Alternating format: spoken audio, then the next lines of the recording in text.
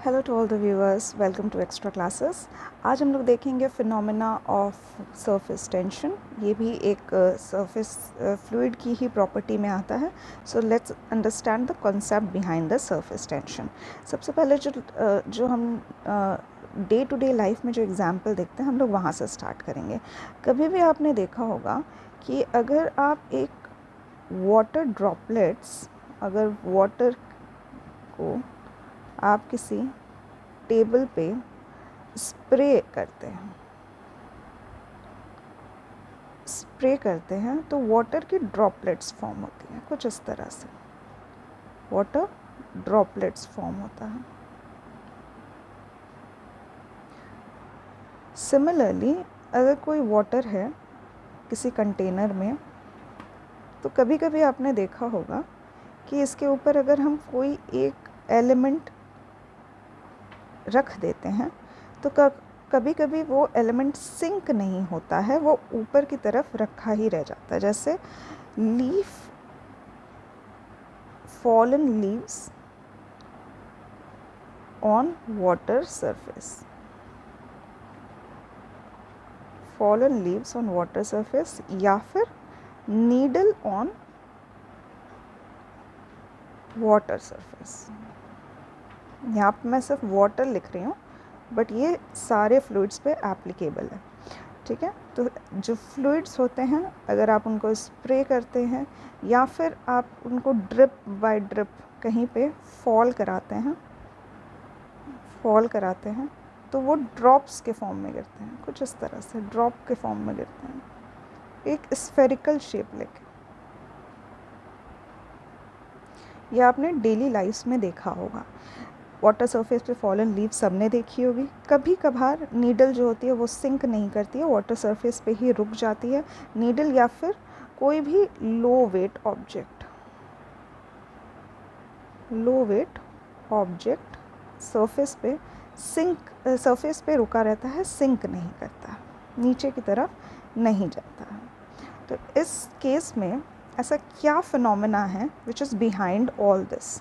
तो जो रीज़न है ये सब होने का, जो रीज़न है, दैट इज़ सरफेस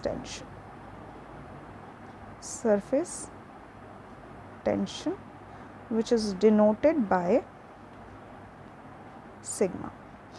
अनदर, इसको पहले जानने से पहले हमें दो चीज़ जाननी होगी, विच इज़ कोहेशन क्या होता है और एडहेशन क्या होता है।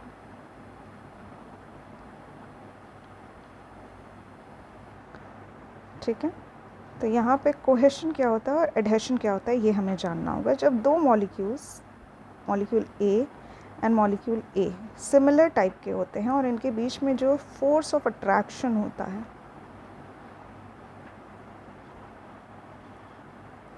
इसे हम लोग कोहेशन कहते हैं। अगर दो डिफरेंट मॉलिक्यूल्स हैं, मॉलिक्यूल ए एंड बी, और इनके बीच में एक फोर्स ऑफ अट्रैक्शन होता है, तो उसे हम लोग एडहेशन कहते हैं। ये फिनोमेना मैंने आप लोगों को इसलिए बताया बिकॉज कोहेशन की वजह से ही सरफेस टेंशन फॉर्म होता है। Surface tension is formed because दो मॉलिक्यूल्स के बीच में जब फोर्स ऑफ अट्रैक्शन होता है, तो ये जो फोर्स ऑफ अट्रैक्शन है यही सरफेस टेंशन को डेवलप करता है। कैसे डेवलप करता है? Let's take an example again. यहाँ पे मैं आप लोगों के लिए डायग्राम बनाती हूँ जिससे आप लोगों को समझ में आएगा क्या होता है सरफेस टेंशन। लेट्स सपोज ये हमारा एक कंटेनर है और इसमें हमने वाटर मॉलिक्यूल्स को फिल कर रखा है। वाटर है तो ब्लू बना देती हूँ मैं आपके लिए। यहाँ पे कुछ वाटर मॉलिक्यूल्स हैं। लेट्स सपोज यहाँ पे हमने एक मॉलिक्यूल लिया, इस पर्टिकुलर पॉइंट पे मॉलिक्यूल, ये हमारा एक मॉलिक्यूल है। ठीक है, समझने के लिए मैंने आप लोगों के लिए इतना बड़ा बना दिया है। और एक मॉलिक्यूल हमारा सरफेस पे है।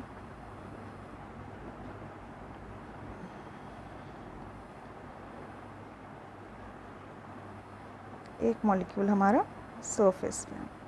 नाउ ये पर्टिकुलर पॉइंट का जो मॉलिक्यूल है ये अपने इधर के मॉलिक्यूल्स के साथ अट्रैक्शन शो करेगा, सिमिलरली यहाँ के मॉलिक्यूल्स के साथ अट्रैक्शन शो करेगा, नीचे के मॉलिक्यूल्स के साथ एंड सिमिलरली ऊपर के मॉलिक्यूल्स के साथ ये अट्रैक्शन शो करेगा हर साइड से। इस वजह से हर डायरेक्शन में इक्वल अट्रैक्शन शो होने की वजह से ये न्यूट्रल स्टेट में होगा।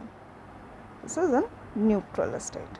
हावेवर अगर यहाँ पे कोई मॉलिक्यूल है तो उसका अट्रैक्शन डाउनवर्ड होगा, सिमिलरली इधर होगा, यहाँ होगा, बट अपवर्ड नहीं होगा, बिकॉज अपवर्ड जो है यहाँ पे मॉलिक्यूल्स, अगर ये ए था तो यहाँ पे मॉलिक्यूल बी हो जाएगा विच इज़ डिफरेंट। तो यहाँ पे कोहेशन का फिनोमेना एक्ट नहीं कर रहा है क्योंकि मॉलिक्यूल्स डिफरेंट हो गया। अब नाउ बिकॉज यहाँ से इसको अपवर्ड कोई फोर्स ऑफ अट्रैक्शन नहीं मिल रहा है तो ये डाउनवर्ड की ओर खिंचा हुआ फील करेगा, एक काइंड ऑफ न्यूट्रल स्टेट ना रह के टेंशन स्टेट हो जाएगी। It is an tension. ये मॉलिक्यूल बहुत टेंशन में आ गया है बिकॉज इसके अपवर्ड कोई मॉलिक्यूल है नहीं और नीचे के मॉलिक्यूल उस पर एक डाउनवर्ड फोर्स एक्सर्ट कर रहा है।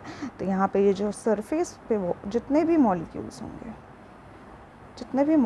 होंगे वो यहाँ पे टेंशन में होंगे, एक डाउनवर्ड मोशन में, एक downward force of attraction feel कर रहे होंगे और आपस में बहुत ही टेंशन में होंगे। इस तरह से ये एक काइंड ऑफ लेयर फॉर्म कर देते हैं जिसकी वजह से कोई भी एक स्मॉल लो वेट ऑब्जेक्ट इसके ऊपर आप प्लेस करते हैं तो वो सिंक नहीं होता है, यहीं पे रह जाता है। सिमिलरली जब भी कोई ड्रॉपलेट्स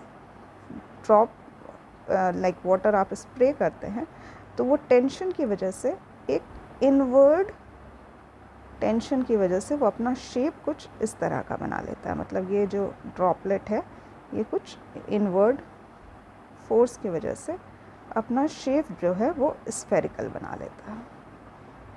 तो ये फिनोमेना होता है हमारा सरफेस टेंशन का। एक और पॉइंट जो इम्पॉर्टेंट है वो ये है, सरफेस टेंशन कभी भी किसी फ्लूइड के कांटेक्ट दूसरे फ्लूइड के साथ होता है तब वहाँ पे होता है। लेट सपोज़ ये वाटर है तो इसके साथ जो कांटेक्ट में है वो एयर है। तो जब भी हमें सरफेस टेंशन लिखना होता है तो हम लिखते हैं surface tension sigma is equals to, let suppose कोई value A as constant of water in contact with air. तो यहाँ पे दोनों फ्लूइड का जो नाम है वो लिखना इम्पॉर्टेंट होता है। Also it is constant at certain temperature, at some temperature it is constant, but जैसे ही आप temperature increase करते हैं sigma is constant, but as temperature increases this tension, surface tension यानी कि sigma decreases। तो जैसे temperature increase होता है सरफेस टेंशन का जो फिनोमेना होता है वो डिक्रीज़ होता है। सो आई होप आप लोगों को कंप्लीट कंसेप्ट समझ में आया होगा। So thank you for watching the lecture.